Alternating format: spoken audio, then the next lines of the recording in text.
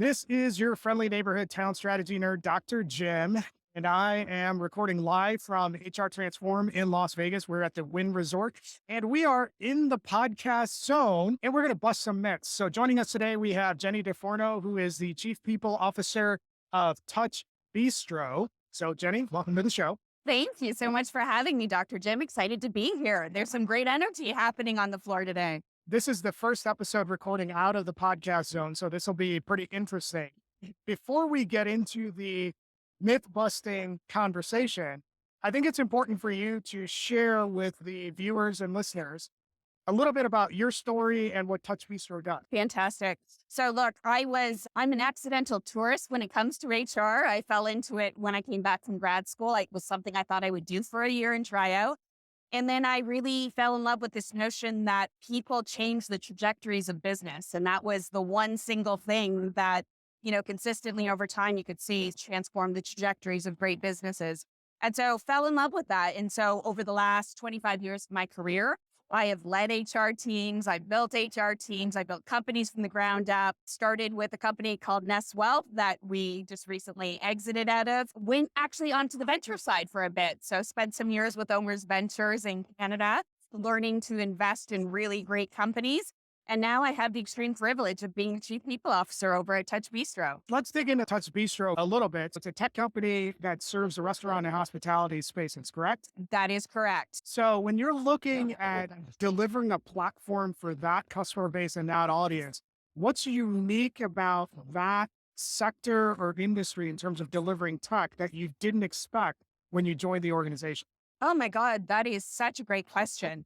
I think one of the things that I didn't expect or didn't maybe understand or first appreciate when I joined was the level of customer service and the quality of customer service that is front and center in delivering to that group of individuals. Look, they live the hospitality life. And so care for their customers is first and paramount. And therefore, we always think of software as a little bit impersonal. Here's the software, it's out of a box. But the care and the dedication that is required from our team in terms of helping those restaurants is just tremendous. So how does that external customer obsession shape your internal people strategy? You know what? I love being in such a customer-centric business because I think it permeates everything that we do from the leadership down in terms of how we treat our employees as our own stakeholders. And then that translates into how they feel about the work that they do and how they serve our customers externally. And so it becomes this virtuous circle where everybody at every level of the organization is just customer obsessed. And I just think it really changes and reframes the energy of an organization to have that obsession. All right. You ready to bust some myths? I love it. Let's bust some myths. When we think about leadership and HR myths that are out there that you just wish would die, what's yours? That HR are the people that build the culture in the organization. All right, say more. Why does that annoy you? It annoys the heck out of me because it's everybody. It is the collective of the organization from the leadership, starts with the leadership right on down in the organization where we all have to live and embody the values that we say are important to us. And certainly HR can be the champions of it. HR can be the team that tries to keep it front and center in the organization. But everybody has to own it. And if everybody doesn't own it, it's never going to be successful. That's a great point. I think one of the challenges that I would anticipate with that is business leaders are always going to push this back when it comes to people, culture, any of that stuff. Yeah. Oh, that's an HR thing. Yeah. So what's the one thing that HR practitioners and leaders can do to make sure that culture building is a shared responsibility versus an HR responsibility? This is a big mix of tools in my toolkit that I try to use. And it's everything from just continually having those conversations. So you're in an SLT meeting or you're in a company kickoff or you're doing quarterly town halls, making sure the conversations around culture are always front and center.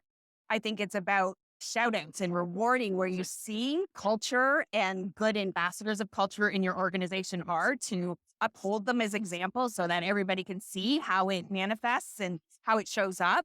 And ultimately, I will also, so this is the stick of it, I also think it's really important when designing compensation frameworks to tie a portion of somebody's compensation or bonus compensation to how they embody the values and how they show up with those values in your organization on a daily basis. Great stuff, Jenny.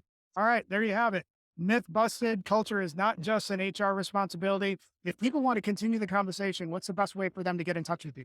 You can get in touch with me at LinkedIn, Jenny DeForno on LinkedIn, or also on Twitter. I'm also pretty active on Twitter, and that's at Jenny DeForno on Twitter as well. So please feel free to reach out. Thanks for hanging out.